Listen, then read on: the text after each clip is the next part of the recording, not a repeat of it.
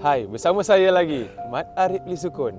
Kalau korang tengok kat belakang ni, kita sedang berada di Tanah Perkuburan Islam, Seksyen 21 Shah Alam. Dan bersama saya, Encik Saiful Rizal, dia yang menyelia dan incas lah orang kata dekat kubur ni. Berbagai bentuk jenazah lah yang ada di sini. Antaranya adalah jenazah lelaki dewasa, perempuan dewasa, kanak-kanak, janin dan juga kubur CDC, maknanya kawalan penyakit berjangkit.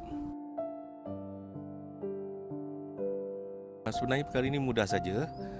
Apabila terjadinya sesuatu kematian sama ada di hospital atau di rumah, pihak keluarga hendaklah menguruskan permit penguburan jenazah tersebutlah. Bagi situasi yang seperti ini, pihak keluarga atau pewaris boleh saja menghubungi dan menghantar salinan permit terlebih dahulu kepada penyelia. Kemudian kita akan standby bagi pengemian. Cas yang dikenakan adalah RM240 bagi jenazah selain daripada warga Shah Alam. Bagi jenazah warga asing, kita cas sebanyak RM300 dan bagi warga tempatan iaitu warga Shah Alam hanyalah RM120 bagi jenazah dewasa. Sebenarnya semua ada di bawah peraturan-peraturan Tanah Perkuburan Islam MBSA tahun 2005, Peraturan 1, 2 dan 3 lah, dari segi keseragaman. Okey, contoh bagi di sini, ini adalah batu jenis terrazzo yang mana kita gunakan standard pengumian di Shah Alam lah, Tanah Perkuburan Islam.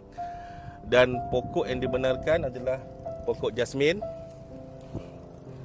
dan ni pokok tongmas. Yang tak dibenarkan adalah seperti sana tu, bila gunakan nesan batu sungai.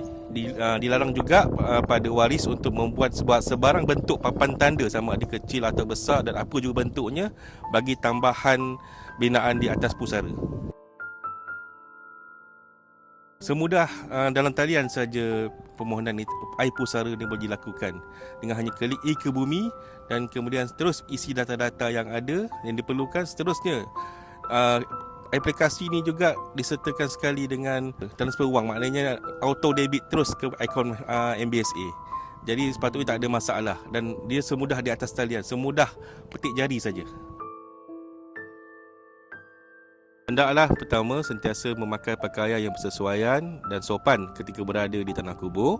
Yang kedua, hendaklah memarkir kenderaan anda di tempat yang disediakan dengan teratur.